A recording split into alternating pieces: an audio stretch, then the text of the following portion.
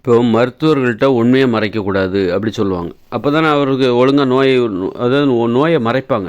ஏன் மருத்துவர்கள்ட்ட உண்மையை மறைக்கக்கூடாது அப்படின்னு நோயாளிகள் வந்து மருத்துவர்கள்ட்ட போகும்போது மருத்துவர்கள்ட்ட ஏன் உண்மையை மறைக்கக்கூடாது? அப்போ தான் நோயை பற்றி அவருக்கு தகுந்த சிகிச்சை கொடுக்க முடியும். ஒழுங்காக அவருக்கு என்ன மருந்து கொடுக்கணும்னு அப்போ தான் தெரியும். நோயை பற்றி வெளிப்படையாக சொல்கிறதுல மக்களுக்கு தயக்கம். அதனால தான் நீ இப்போ பொதுவாக எனக்கு இந்த மாதிரி நோய் இருக்குது, அந்த நோய் இருக்குது அப்படின்னு சொல்லி வெளிப்படையாக சொல்ல மாட்டாங்க. அப்படி இருக்கும்போது நீ அப்படி சொன்னால் தான் வந்து மருத்துவர்களால் அதே மாதிரி நீ போய் மருத்துவர்கிட்ட போய் என் உடம்புல என்ன நோய் இருக்குது அப்படின்னு நீ சொல்ல தயங்கினா அந்த மருத்துவரால் ஒழுங்காக அதுக்கான மருந்தை சொல்ல முடியாது. அதனால தான் மருத்துவர்கிட்ட போய் மருத்துவர்கிட்ட உண்மையை மறைக்கக்கூடாது அப்படின்னு சொல்லுவாங்க. சொல்கிற காரணம் என்னென்னா, மக்கள் வந்து நோயை பற்றிய உண்மைகளை வெளியே சொல்ல தயங்குவாங்க, மறைப்பாங்க. எனக்கு இந்த நோய் இருக்குது அப்படின்னு வெளியே சொல்ல மாட்டாங்க. எனக்கு சுகர் இருக்குது, ஆஸ்மா வீசிங் இருக்குது, அதில் புற்றுநோய் இருக்குது, அல்லது வந்து ஒரு ஆண்மை குறைபாடு இருக்குது, இப்படி ஏதாவது ஒரு நோய் அவங்கள்ட்ட இருந்துன்னா அதை வெளியே சொல்ல மாட்டாங்க. அதே மாதிரி அவங்க என்ன பண்ணணும், மருத்துவர்கிட்டையும் போய் அதே மாதிரி சொல்லாமல் இருந்துட்டா உன் உடம்புல இருக்கிற நோய்க்கு அவங்க எப்படி மருந்து கொடுப்பாங்க? அதனால தான் என்ன சொன்னாங்க அப்படின்னா, நீ மருத்துவர்கிட்ட உண்மையை சொல்லணும் அப்படின்ட்டு மருத்துவர்கள்ட்ட உண்மையை சொல்லாமல் இருக்காத. இல்லை அப்படி உண்மையை நீ மறைச்சா உன் உடம்புல உள்ள நோய்களுக்கு மருந்து கிடைக்காது, அவரால் மருத்துவம் பார்க்க முடியாது அப்படின்னு சொல்லி வச்சாங்க. அப்படிங்கிற கருத்தில் தான் அந்த மாதிரியான ஒரு கருத்தை சொல்லி வச்சாங்க. அப்படிங்கிற ஒரு நோக்கத்தோடு தான். சரி, அப்படின்னா எல்லா மருத்துவர்கள் மட்டும்தான் இனிமேல் வந்து தற்சார்பு வாழ்க்கை முறையில் யாரும் உங்களுக்கு தனியாக மருத்துவர் யாருமே இருக்க மாட்டாங்க. எல்லாருமே மருத்துவர்கள். தற்சார்பு வாழ்க்கை முறை 2040 அப்புறம் வரப்போகுது. இப்போ வந்து பிறர் சார்பு வாழ்க்கை முறை இது. இனிமேல் தற்சார்பு வாழ்க்கை முறை 2040 வரும்பொழுது அவங்களுடைய அனைத்து தேவைகளையும் அவரவரே பூர்த்தி செய்து கொள்வார்கள். உனது உடம்புக்கு தேவையான மருத்துவத்தை நீ தான் பண்ணிக்கணும். உனக்கு தனியாக மருத்துவர்னு ஒருத்தர் இருக்க மாட்டார். ஏன்னா அங்கெல்லாம் நீ வந்து மருத்துவம் பார்த்துட்டு அவங்களுக்கு பணத்தை ஊதியமாக கூலியாக கொடுக்கறது, கட்டணமாக கொடுக்குற அங்கே பணம்ங்கிற நடைமுறையே கிடையாதப்போ எப்படி மருத்துவத்தையே ஒருத்தர் தொழிலாக பார்க்க மாட்டார். அவரவர் தேவைகளை உன் உடம்பை நீ நோய் வராமல் பார்த்துக்கோ. இதுதான் தற்சார்பு வாழ்க்கை முறை. நோய்களுக்கான காரணம் என்னெல்லாம் தெரிஞ்சுக்கிட்டு அதெல்லாம் தவிர்த்து உடம்பை வருமுன் காப்போம், நோய்கள் வருவதற்கு முன்பே நீ பாதுகாத்துக்கோ அப்படிங்கிறது தான் தற்சார்பு வாழ்க்கை முறையோட அடிப்படை. அப்படி இருக்கும்போது மருத்துவர்னு அங்கே தனியாக யாருமே கிடையாது. அப்போ எல்லாருமே மருத்துவர்களாக வேண்டிய கட்டாயம். எல்லாருமே தனது உடலை நோய்களிலிருந்து பாதுகாக்கிற ஒரு மருத்துவர்களாக அவர்கள் இருக்க வேண்டும். தனது உடம்புக்கு ஏதாவது ஒரு காயம் பட்டுருச்சா அதுக்கு என்ன மருந்து போடணும், அல்ல ஏதோ ஒரு நோய் வந்துருச்சா அதுக்கு அந்த நோயை குணப்படுத்துறதுக்கு என்ன மருந்து, அந்த நோய் வரவிடாமல் பார்க்குறதுக்கு என்ன மருந்து, அந்த அறிவு, அடிப்படையான அறிவு மனுஷங்களுக்கு எல்லாத்துக்குமே தேவை. ஒவ்வொருத்தருக்கும் தேவை. அதே மாதிரி நம்ம வந்து மனுஷங்களையும் எப்படி பார்க்கணும், அவங்களும் ஒரு மருத்துவர் தான் அப்படின்னு நாம் பார்க்கணும். அவங்களும் மருத்துவர் தான். யாரோ மருத்துவர் எம்பிபிஎஸ் படித்தவங்க தான் மருத்துவர்னு கிடையாது. இப்போ எனக்கு தலைவலிக்குதுன்னா அவங்க உடனே நீ இதை சாப்பிடுங்க அதை சாப்பிடுங்கன்னு சொல்லி ஐடியா கொடுப்பாங்க. அவங்களுக்கு தெரிஞ்ச மருத்துவத்தை சொல்லுவாங்க. உங்களுக்கு வந்து ஒரு நோய் அப்படின்னா நீங்கள் மற்றவங்ககிட்ட உங்கள் உடம்புல உள்ள ஒரு நோய் இருக்குது அப்படின்னா அதை மற்றவங்க நண்பர்கள்ட்ட சொன்னீங்கன்னா இந்த மருத்துவத்தை பாருங்கள், இதை சாப்பிடுங்க சரியாக போயிடும், அதை சாப்பிடுங்க சரியாக போயிடும்னு எல்லாருமே தங்களுடைய தெரிஞ்சவங்ககிட்ட சொல்லும்போது சொல்லுவாங்க. அந்த நோய் குணமாகறதுக்கு என்ன பண்ணணுன்ட்டு அவங்க கண்டிப்பாக சொல்லுவாங்க. இதில் இருந்து என்ன தெரியுது அப்படின்னா, நீ மருத்துவர்களை மட்டும் மருத்துவராக பார்க்காத, மனுஷங்க எல்லாத்தையும் மருத்துவராக பாரு. அப்படி மனுஷங்க எல்லாத்தையுமே நீ மருத்துவராக பார்த்தனா எல்லார்ட்டையுமே நீ உண்மையை சொல்ல வேண்டிய அவசியம் வருது. நீ மருத்துவரை மட்டும்தான் நீ மருத்துவராக பார்க்குற. அதனால தான் நம்ம மருத்துவர்கிட்ட மட்டும்தான் நீ உண்மையை சொல்கிற. சமயத்தில் மருத்துவர்கிட்ட கூட உண்மையை சொல்கிறதே கிடையாது. அப்போ நீ மனுஷங்க எல்லாருமே மருத்துவர்கள் தான். எல்லாருக்குமே கொஞ்சம் மருத்துவம் தெரியும். அப்படி இருக்கும்போது நீ எல்லாருக்கிட்டையுமே உண்மையை சொல்லணும். எல்லாருக்கிட்டையுமே இல்லை, உனக்கு யார் மேலே நம்பிக்கை இருக்கோ, உனது நண்பர்களில் யார் மேலே நம்பிக்கை இருக்கோ அவங்கக்கிட்ட உன் உடம்புல என்ன பிரச்சனை இருக்குது, உன் வாழ்க்கையில் என்ன பிரச்சனை இருக்குது, இப்படி எல்லாத்தையுமே சொல்லணும். அதாவது வக்கீல்கிட்டையும் மருத்துவர்கள்ட்டையும் உண்மையை மறைக்கக்கூடாது அப்படின்னு சொல்லுவாங்க.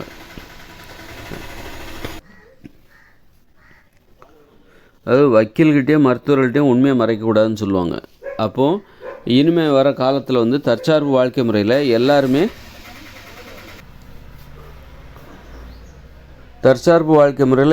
மருத்துவர்கள் தான். எல்லாருமே வந்து மருத்துவர்கள்னு அங்கே தனியாக யாரும் கிடையாது. கிளினிக்கல், ஆஸ்பத்திரி, இதெல்லாம் அங்கே எம்பிபிஎஸ் படிப்பு, இதெல்லாம் மருத்துவர்கள்னு தனியாக அங்கே வந்து யாருமே கிடையாது. மருத்துவத்தையே தொழிலாக செய்கிறவங்க அவங்க கிடையவே கிடையாது. தற்சார்பு வாழ்க்கை முறையில் 2040 அப்புறம் வரப்போகிற தற்சார்பு வாழ்க்கை முறையில் வந்து மருத்துவமனை, மருத்துவ படிப்பு அப்படி எதுவுமே கிடையாது, பள்ளிக்கூடமே கிடையாது.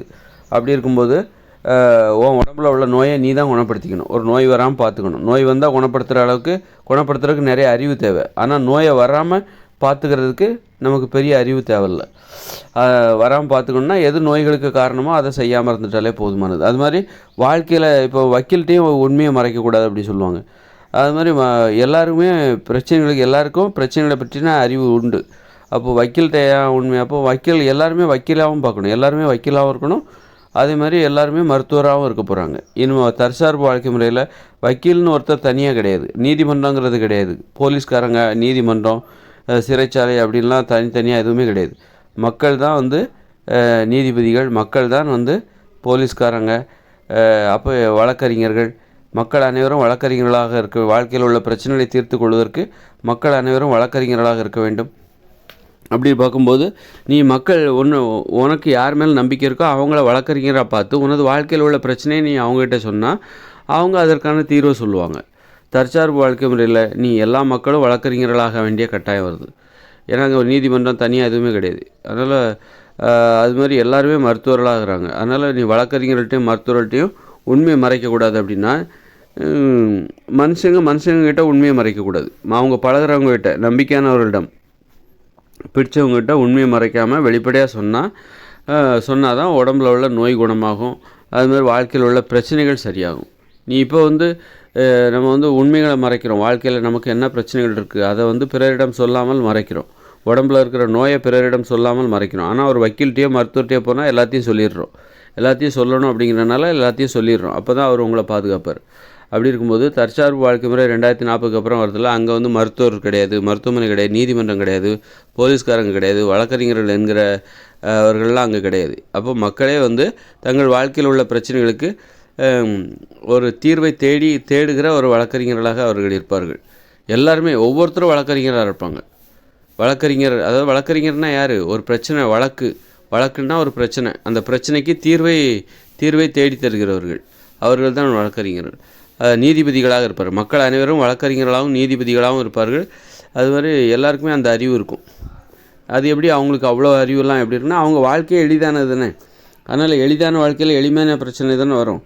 அது ஒன்று, அவங்க வாழ்க்கையே எளிதானது. விவசாயம் எல்லாத்துக்குமே 2 ஏக்கர் நிலம், அதில் விவசாயம் பார்த்துட்டு வீடுக்கு வராங்க. காதல், குடும்பம், அவ்வளோதான். அங்கே பணம் இந்த மாதிரி நடைமுறையே கிடையாது. அப்படிங்குமா அவங்க வாழ்க்கையில் பெரிய பிரச்சனைகள்லாம் வராது.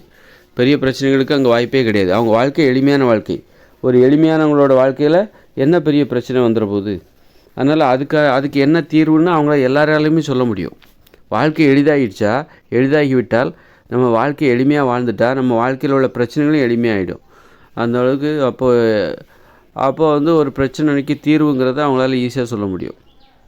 அதுமாதிரி மருத்துவம், அதுவும் நம்ம உணவுகளில் வந்து நம்ம வந்து எதெல்லாம் நோய்களுக்கு காரணம்னு தெரிஞ்சுக்கிட்டு அந்த உணவை தவிர்த்து விட்டால் நோய்கள் வருவதை தவிர்த்து விடலாம்.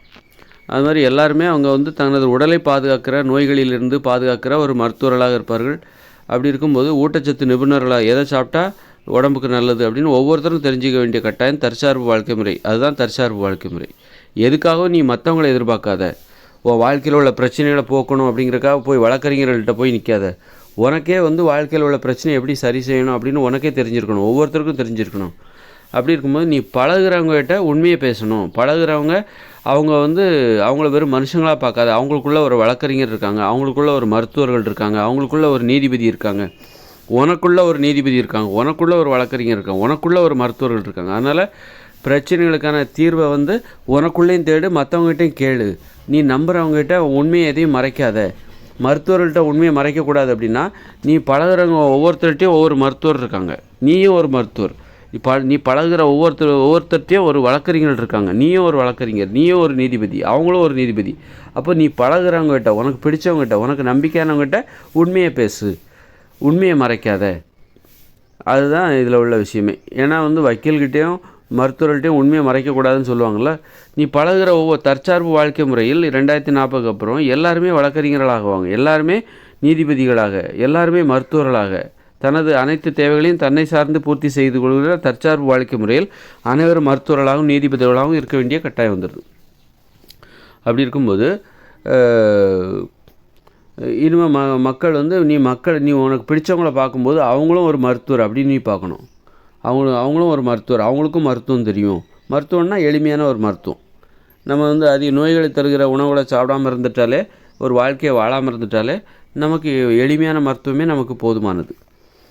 எளிமையான மருத்துவம் போதுமானது. மருத்துவம் என்பது கூட நோய் இருக்கிற வரைக்கும் தான் மருத்துவம். அந்த மாதிரி நீ மனுஷங்க எல்லாருமே தற்சார்பு வாழ்க்கை முறையில் மருத்துவர்னு ஒன்றும் கிடையாது. தனியாக ஒருத்தர் இருக்க மாட்டார். மருத்துவ தேவையை நீயே பூர்த்தி பண்ணிக்கணும். உனக்கு தேவையான மருத்துவ தேவையை நீயே பூர்த்தி பண்ணிக்கணும்.